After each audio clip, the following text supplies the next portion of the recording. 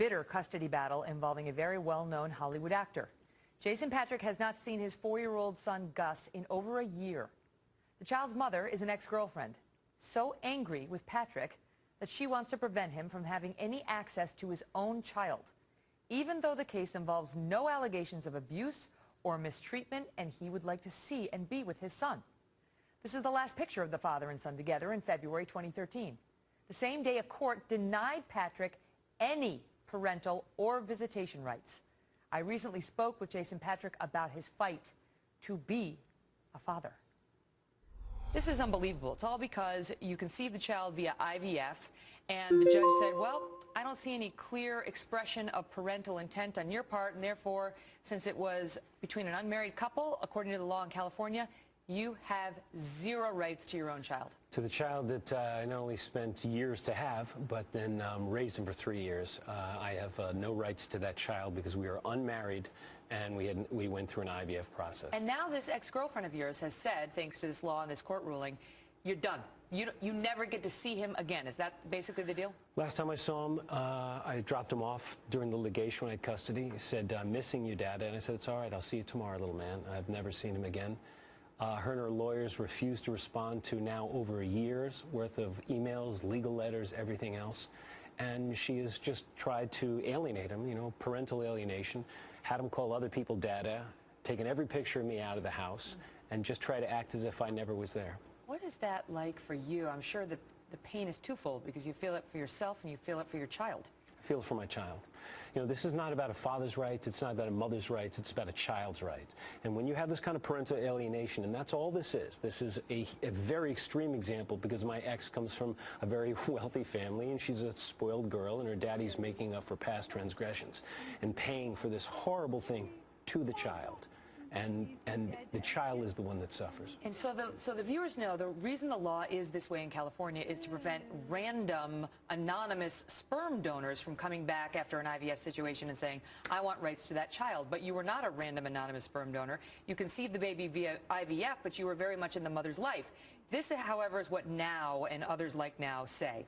The vast majority of sperm donors have no intention of parenting, and if the law were to change that as the default position, it would endanger the relationships that these parents have. Completely untrue. Now, as usual, knows nothing about the subject, which has, you know, basically been their history. The fact is, unless a woman invites a man that has been deemed that into the child's life and creates a relationship, that man then has to go to court and prove they have the relationship. Okay, but wait, now they seem to speak to that too. They say these families need to be able to use known donors without fearing that every time the donor comes into the child's home, they're in jeopardy of creating evidence in a custody battle. Known donors sign known donor forms at a clinic. That's not what I did. Saying, I relinquish all rights. I don't want anything to do with this child. I signed intended parent forms, 20 pages of them with Danielle Schreiber, to the point... That's the ex-girlfriend. To the point that if one of us died, the other one's got the embryos. They used this as a loophole gimmick at the 11th hour, about 2 days before our court hearing was the first time I heard that I was a sperm donor. These are the papers right here. With our signatures. And so the judge has ruled against you. You've filed an appeal, and you're pursuing an effort to change the law that's now been stymied in the state of California, basically tabled for the next few years. Where does it go from here? I'm going to win my appeal. I'm going to have my son back, and I'm going to bring, you know, a huge light to this form of parental alienation. Children have a right to love both their parents. If the law changes, and I hope it changes because there are so many men and same-sex couples that are going to be caught in this terrible loophole, I hope it does. But for me, I'm fighting for my son and all the other children that have a parent, an angry parent, that has ripped them away from another loving, able human being. Do they consider best interests of the child at all? That is supposed to be the paramount interest in any of these cases. My judge literally came in and said during his statement of decision, this is not a good decision for Gus. Wow. Jason Room for advancement. More money does not necessarily mean a better life, Your Honor. It does, however, mean more opportunities, Your Honor. Private schools, music classes, things Mr. Akins can't provide. It also means robbing Evan of a chance to have a relationship with his father. How can you tell Mr. Fuller he can't take the best job he's ever been offered? Mr. Fuller's good fortune should not be turned into my client's misfortune. Remember, Your Honor, Mr. Akins did not ask for any of this. Thank you, Mr. Feldman. You may be seated. Show the card. Evan, what do you want? I don't know. Do you enjoy spending time with your dad? Yeah. Do you want to move to Boston? Sure. toward the car. I don't know. I'm going to grant Mrs. Fuller's motion. What? I believe on the whole moving to Boston will be best for Evan. As for visitation, Mr. Akins will get 2 weeks every summer and 1 weekend a month. Secured residence. I've refurbished that residence and made it an environment fit for children. Those are your words. I'm also holding down a job as a shipping clerk. So I believe I met your requirements. Ahead of schedule. In regards to my behavior, I can only plead insanity. Because ever since my children were born, the moment I looked at them, I was crazy about them. Once I held them, I was hooked. I'm addicted to my children, sir. I love them with all my heart. And the idea of someone telling me I can't be with them, I can't see them every day, it's like someone saying I can't have air. I can't live without air, and I can't live without them. Listen, I would do anything. I just want to be with them. You know, I need that, sir. We have a history.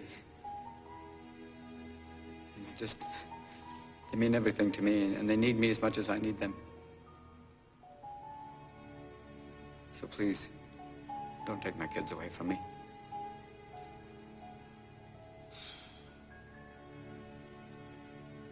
Thank you.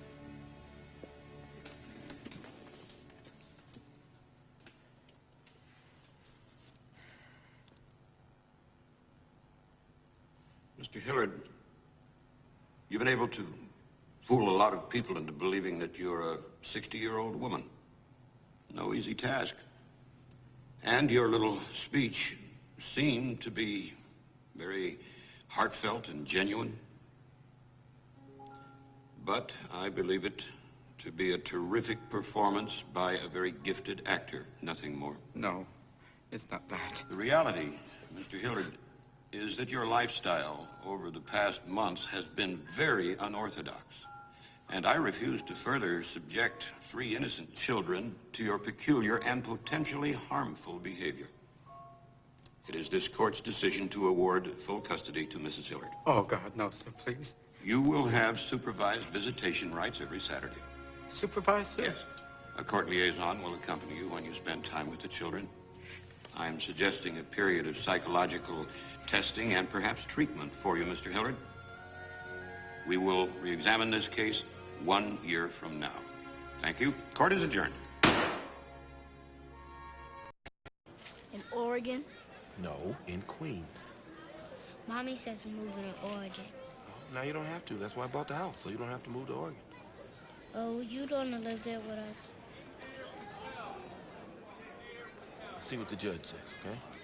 The court denies the motion for joint custody and awards sole custody of the children. No, to their no, mother. wait, please. Your Honor, Miss Gibson is moving to Oregon to start a new job. Weekly visitations with Mr. Gibson are going to be impossible. No, wait. So noted, filed with the court clerk. Hold it, Your Honor. Your Honor, I know I'm late, but someone hit my car. Now, see, look here.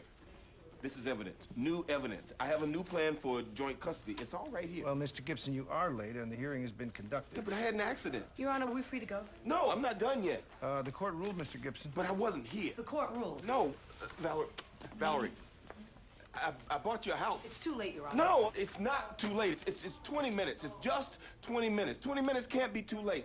Valerie, please, don't let 20 minutes stand in the way of what I'm trying to do. Please don't start. Don't talk to him. No! Mr. Gibson, would you please approach the bench? Your Honor, can Valerie, we leave now? No.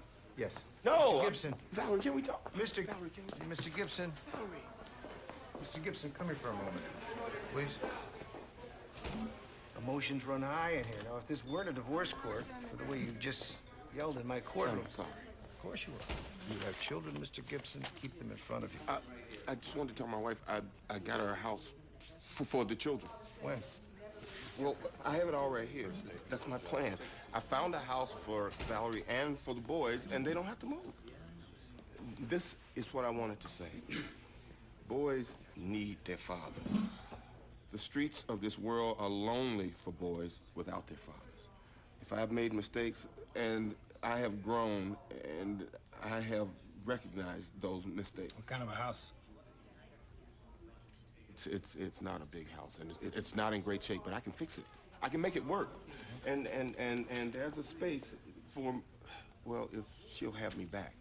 There's a place for me, too. But I'm not asking for that right now. I'm just asking that she not take the boys and move halfway across the world. Well, when they're settled, you can arrange visitations with your children. Oregon is not the other side of the world. It is to me. I want my family. I want my boys. I had an accident. This guy hit me on the FDR. He cut me off. You know, I wanted to be here. You know, if this was my marriage and it was this important to me, I would have been here on time. Everyone was here on time except you. Next case. Thank you. Docket 718. Thanks. Counselor, step up.